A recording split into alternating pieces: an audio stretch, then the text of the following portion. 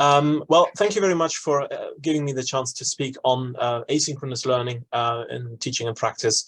And I must admit, when I submitted the abstract, it was for me almost very self-indulgent to do so, because I've been leading on a suite of online programs in public policy and management here at the University of York for almost 4 years. And I've stepped down from that role a couple of weeks ago, and I took that opportunity for me to reflect back on what we have been doing with respect to these online programs, what kind of teaching practices, what kind of learning design principles we have embedded in our practice here. And I thought this RIDE conference would be a really good opportunity to share this with a group of experts in online learning, just to get some feedback as to what we are perhaps doing well, what we could do better, what are things that we are potentially missing. And I'm very mindful of the fact that this is a very macro level kind of presentation. So I'm very having seen the program for this conference, there are many presentations which are going more into the nitty-gritties of specifics with respect to online learning, but I do hope that this will nevertheless be relatively interesting to anyone in the room, and also of course virtually. So I'll proceed in 3 steps, and I will definitely not use more than 15 minutes, so that we do have time for a discussion and for feedback. I'll give you a very brief background information with respect to the programs that I've been involved with, just for sake of information, basically. Then I'll talk about the 4 major challenges in asynchronous online learning that we as a team have identified, which probably won't be very surprising to any one of you in the room. And thirdly, most of the time, I would like to talk about the kinds of responses that we have developed over the course of the years in our online programs, and their limits as well. And that is probably the area where I would be very much looking forward to a discussion later on. So, background very briefly, we have been running professional development programs for early to mid-career professionals in the field of public policy, public administration, public management for almost 20 years at the University of York. These are predominantly asynchronous. Students study a suite of modules, but there have always been, especially in recent years, a number of optional synchronous elements like live seminars with students all around the world, one-to-one tutorials for students who might have extra support needs, of course, individual student supervision to provide academic and pastoral care. And we also have, in a number of years, run a student conference where we've been able to invite students that study these programs to a 3-day event here at the University of York, which was often very well received, but of course is highly exclusive because many students, especially from abroad, have not been able to attend.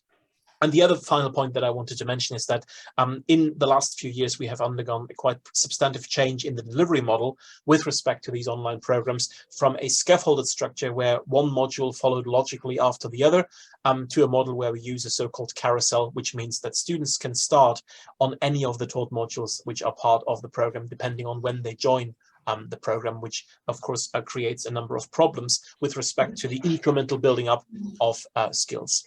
So that's the kind of the background to these programs. And what are then the key challenges? I did say we did identify 4, and as I mentioned, these probably won't be surprising to any of you. The first is that many of our students have very substantive non-academic commitments that do affect their learning. This can be very basic things, such as having a very demanding job, which is a constant for most of them.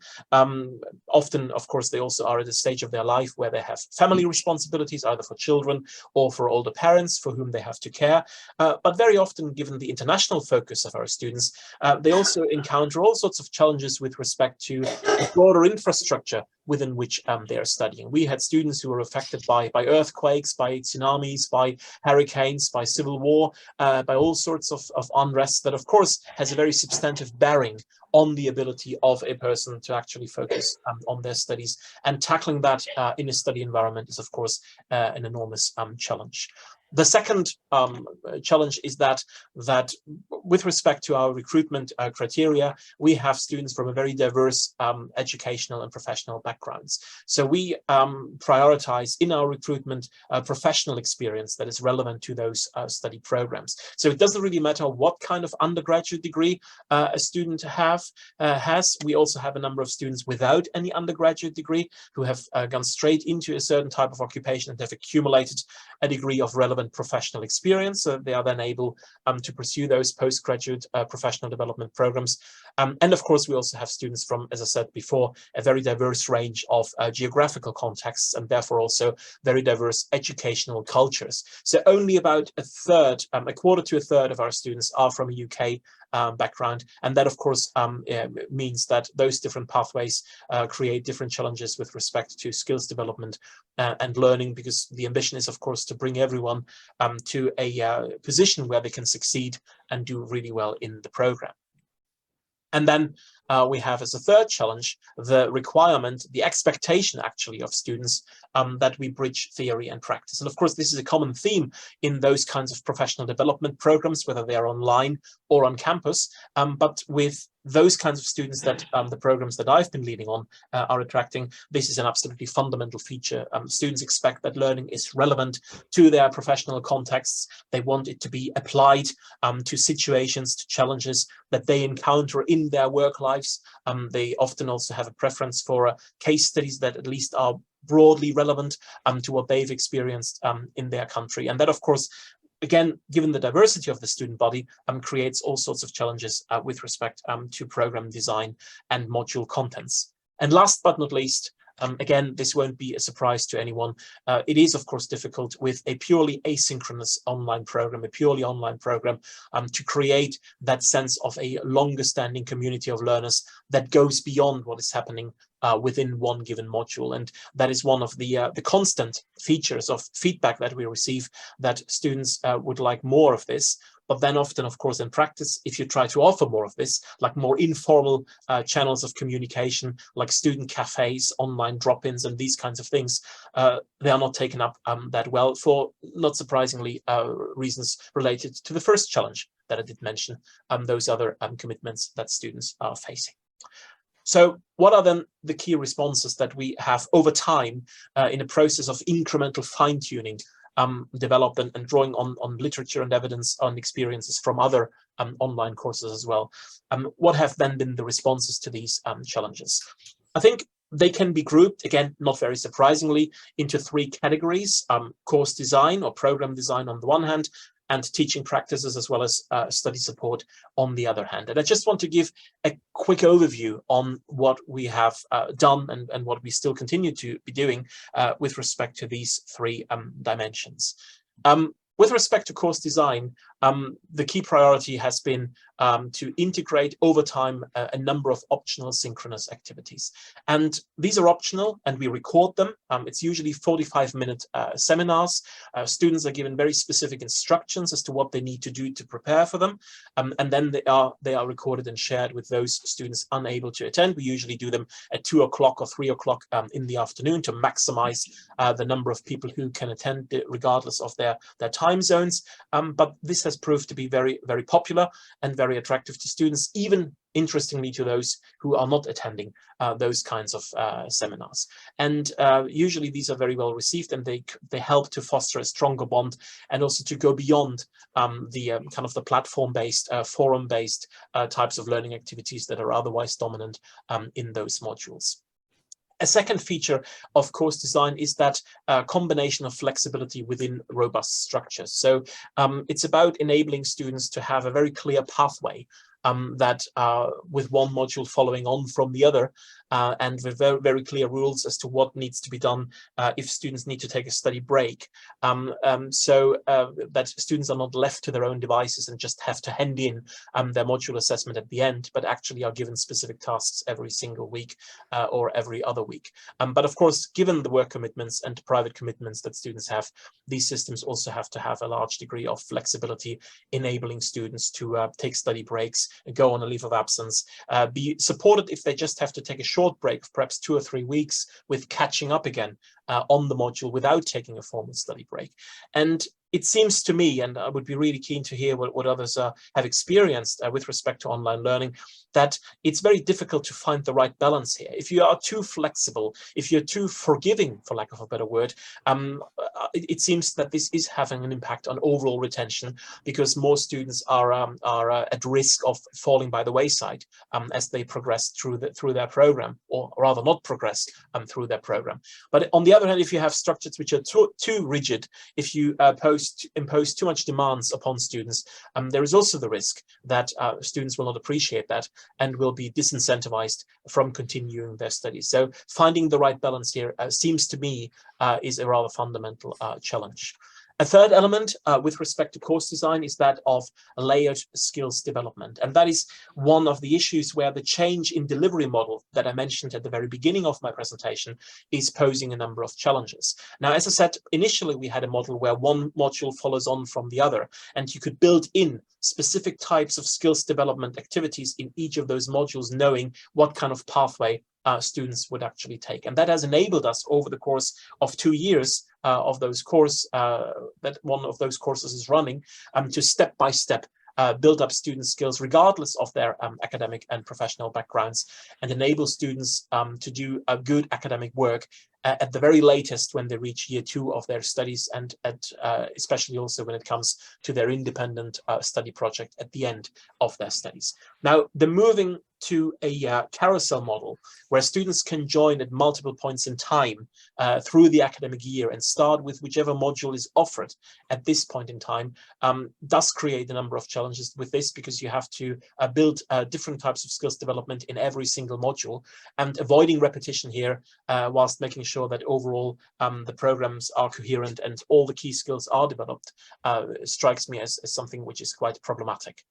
And then last but not least, with respect to course design, it is about embedding this applied focus that students are demanding in our experience through processes of reflective practice. So this is not just about linking theory to specific case studies and examples and having, let's say, a comparative approach to the same public policy and public administration challenges, but also about enabling students to reflect on their own practice as people who work in public service delivery, who work in public policy and advocacy, and so on and so forth. And embedding those kinds of activities that enable them to be reflective practitioners is very important, without, of course, running the risk of overdoing it and having a degree of repetition that then undermines the willingness of students to engage with those kinds of reflective activities.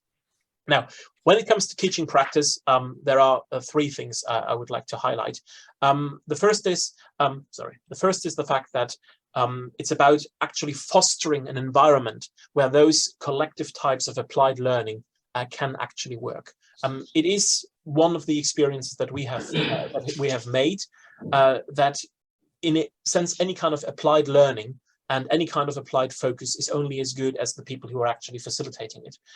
So if you create activities which have an applied focus, but then the tutoring staff that is delivering the teaching, that is challenging students, is asking follow-up questions, is bringing students together, is encouraging students to reflect on what others have said, by creating this kind of collective learning environment.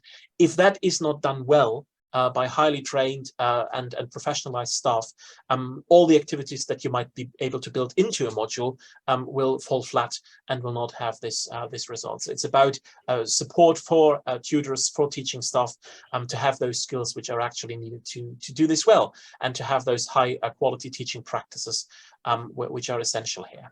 A second feature of teaching practices is that, of course, because of the scale of many of these online programs, many of activities and many of study support is operating at the collective level. It's about enabling students to learn from each other. It's about providing general feedback and general advice to students as a group. But then, of course, you also do need targeted interventions that tackle students who might have additional academic needs and who might struggle with certain kinds of requirements of their programs. So picking up those challenges, also from students who might not be very open about admitting these challenges, but identifying students who might struggle from the ways in which they integrate and interact in those online discussions, for example, or how they present themselves in live seminars, is another key skill and another element of teaching practice, which seems to be really fundamental. And then finally, I'm not entirely sure I can remove this bar here. So, and finally, it's the notion of community building without excessive repetition. So it's about creating opportunities, informal opportunities throughout modules, but also throughout the program, such as the conference that I did mention, for students to come together and to create opportunities for networking, for lack of a better word, and for just getting in touch with each other. And the reason why I added here without excessive repetition is the fact that often if you do the same kinds of activities, students introduce themselves, talking about their professional backgrounds. And if you do this in every single module, of course, it becomes quite repetitive, and student engagement with these kinds of informal community building activities is dropping off. So it's again quite important to be careful as to how often you do them and to vary them as much as possible. And last but not least, this is just the kind of the third pillar here, but we of course have aspects of study support which are equally important than course design and teaching practices.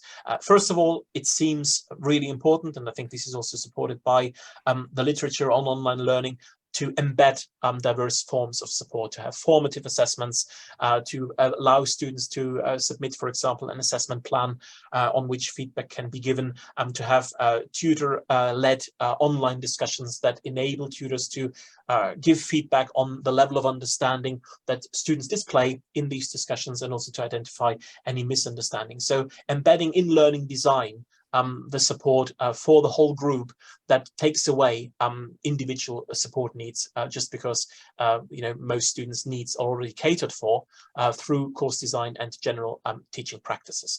But beyond that, of course, as I did already mention very briefly, there also needs to be a capacity with respect to the availability of staff and their workloading to provide one-to-one more tailored support to students who might struggle with specific aspects of a given module, with specific aspects of academic writing.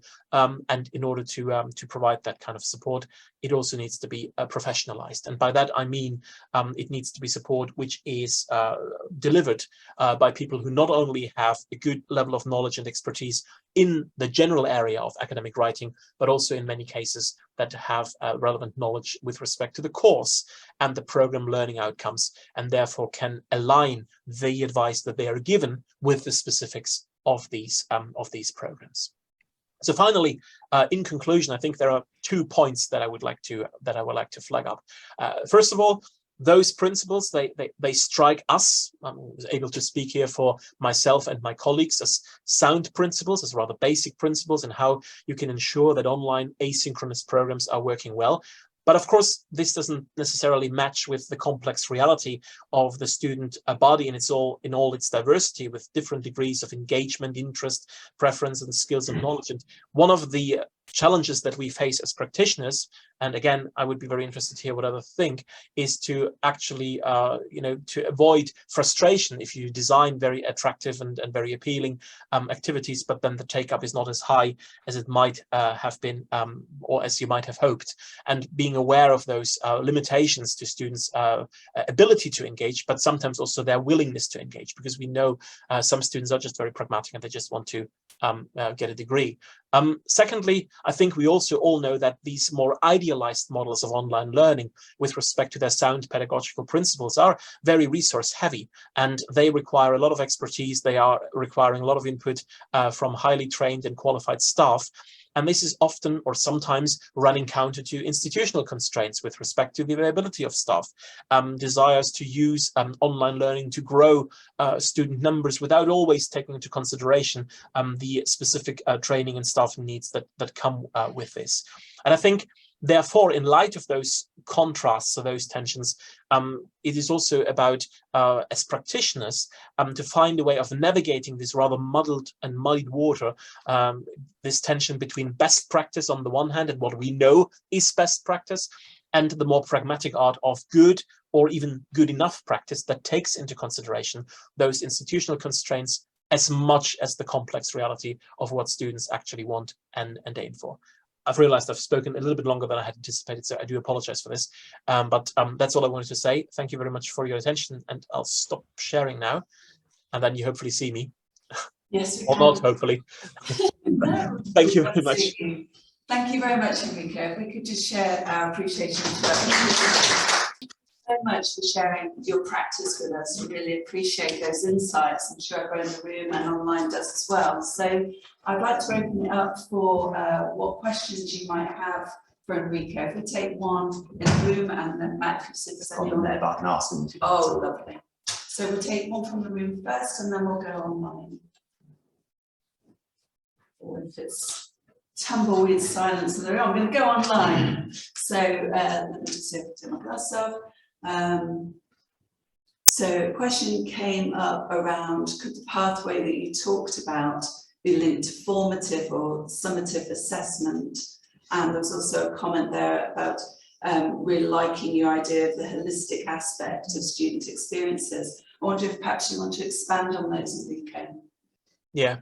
I mean, that is one of the main challenges with this carousel model that I did mention, because in the previous iteration of these online programs, when we had this scaffolded approach with respect to one module following on from the other, it was indeed really easy to an extent to create those learning pathways through modules. And we knew, okay, this is the first module, we have to provide a very high level of support. Students were able to submit a draft for the whole paper. They were able to submit you know, the odd formative assessment as well in preparation of this, and then you could scale back slightly the level of support, and in each of the modules you could focus on a specific aspect. So in the first module we focused on literature review skills. In the second module we could focus on application of these skills to a specific case study that was chosen by students.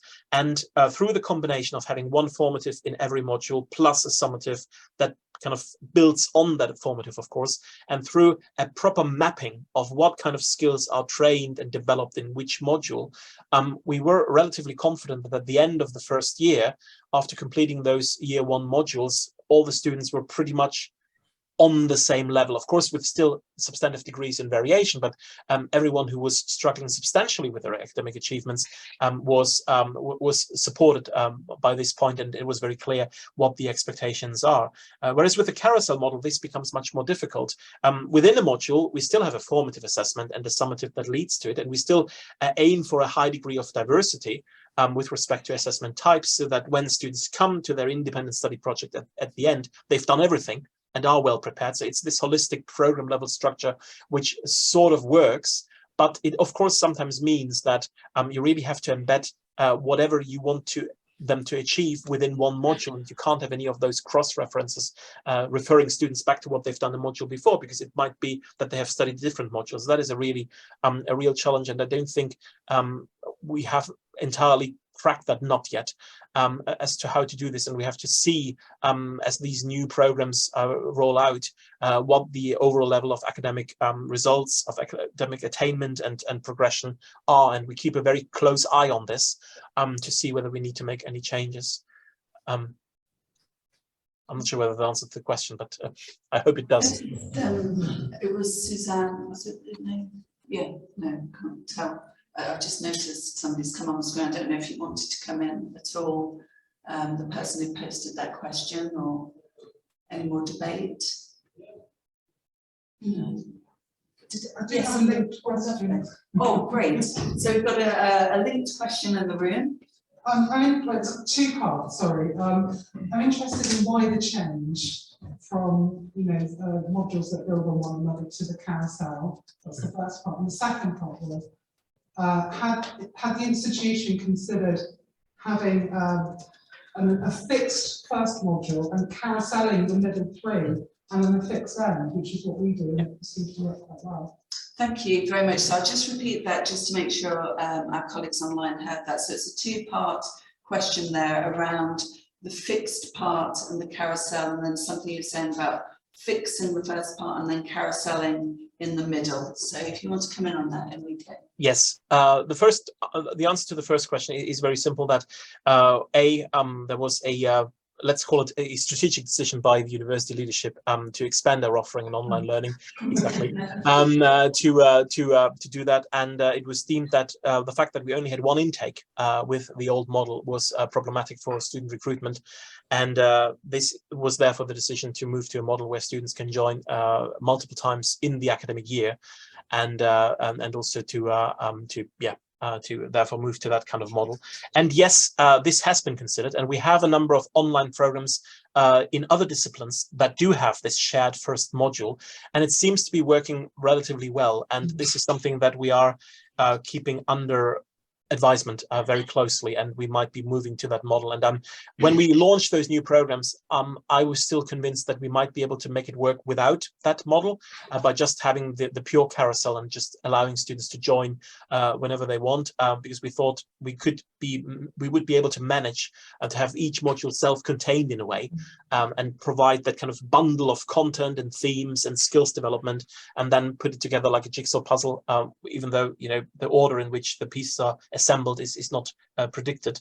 But I think, yeah, that is something that we definitely keep an eye on, whether we ought to move rather sooner than later to a model as well, where we have one shared module which just lays the groundwork for students and provides that foundation. It wouldn't be as solid as the old model because it would only be one module, but it would at least take away some of those concerns. So yeah, that's a very good point. So it would be really interesting to hear. I mean, has that been in your institution right from the start, or has that been something that you've introduced after the other model didn't work? Right from the start, and it has been. So we are still able to have 3 intakes per year if we have enough students. But having that foundation module is very reassuring. It certainly helps us deal with students coming in from very diverse backgrounds. And also having that fixed end module, you know, and all students come together as many times as possible.